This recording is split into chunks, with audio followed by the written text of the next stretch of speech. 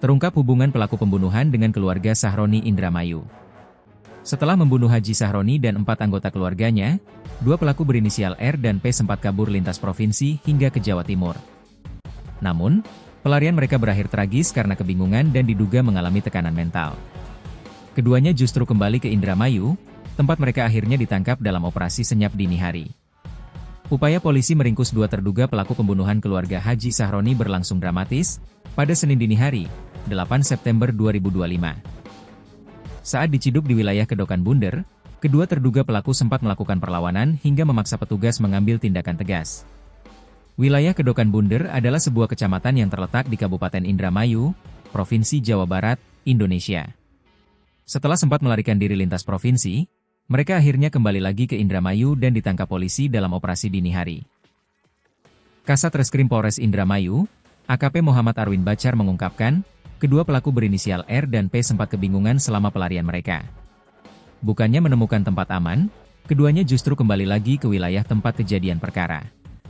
Pelaku sempat kabur ke arah Jawa Tengah, namun kemudian kembali lagi ke Indramayu, karena mereka berdua tidak tahu harus berbuat apa dalam pelarian itu. Akhirnya mereka memutuskan untuk kembali lagi ke Indramayu, ujar Arwin saat diwawancarai media, Senin, 8 September 2025, siang. Menurutnya, rute pelarian mereka tidak main-main.